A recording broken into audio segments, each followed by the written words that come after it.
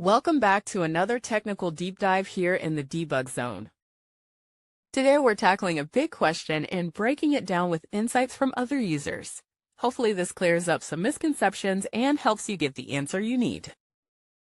So buckle up, stay a little curious, and let's jump right in.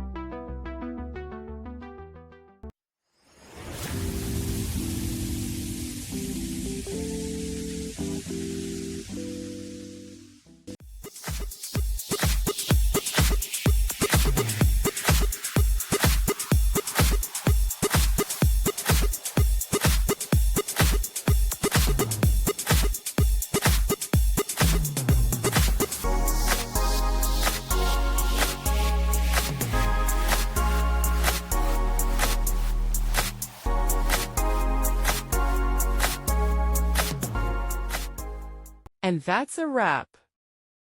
I hope you found the answer you were looking for. If you did, take a second to hit that subscribe button. It really helps out.